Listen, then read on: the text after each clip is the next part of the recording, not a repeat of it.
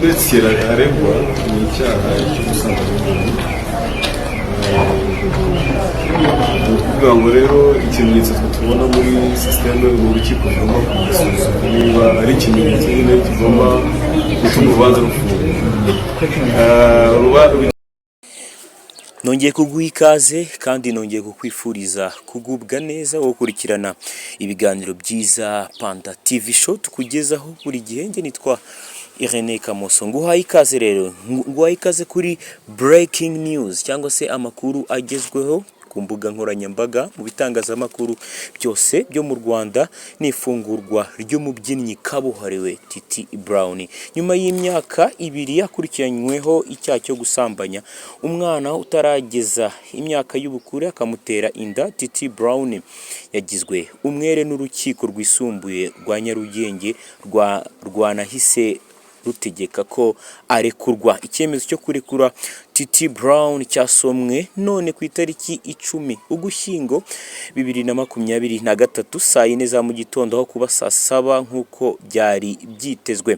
Mu cyemezo cy'urukiko ikirego cy'ubushinjacyaha cyateshejwe agaciro ndetse n'uyu mubyinnyi agirwa umwere. Hateshejwe agaciro kandi ikirego cy'indishyi ababuranyi b'impande zombi bari batanze. Urukiko rwemeza ko izi ndishyi zidatangwa mu rubanza. Ni icyemezo umucamanza yafashe nyuma y'iburanisha ryabaye ku itariki 13 Ukwakira umwaka wa 2023 aho urukiko rwisumbuye rwa Nyarugenge rwumvaga iburanisha ku rubanza. Uyu musore yarakurikiranyweho n'ubushinjacyaha icyaha cyo gusambanya umwana w'imyaka 17 bivugwa ko yakoze ku itariki 14 Kanama umwaka wa 2021. Ku itariki 3 Ukuboza 2021 urukiko rwategetse ko Titi Brown afungwa iminsi 30 y'agateganyo nyuma yo gusanga hari impamvu zikomeye kandi zihagije zituma akekwaho icyaha cyo gusambanya uyu mukobwa w'imyaka 17. Kuva icyo gihe rero Titi Brown yatangiye kujurira iki cyemezo kugeza ku itariki 10 Ugushyingo 2023 itariki yagiriwe umwere kuri iki cyaha n'urukiko rwisumbuye rwa Nyarugenge. Titi Brown ni umwe mu batoje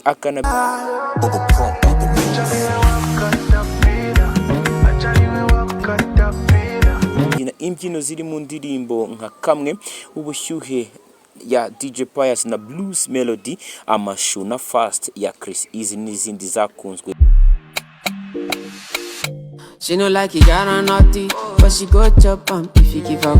Na benshi mu yandi makuru ari kuvugwa mu myidagaduro hanze y'igihugu cyacu cy'u Rwanda nuko Kim Kardashian yagaragaje tattoo yari yarahishe. Naho muri Uganda ho hakomeje kwikanga ibitero by'iterabwoba muri Nyeganyega Festival. Aya n'ayandi makuru turayabagezaho ku munsi kurikiye. Ndabashimiye kandi mukomeze kugira ibihe byiza. Nitwa Irene Kamoso, iyi ni Panda TV Show. Ndagushimiye, kora like, subscribe ubundi urushaho kubona amakuru agiye atandukanye.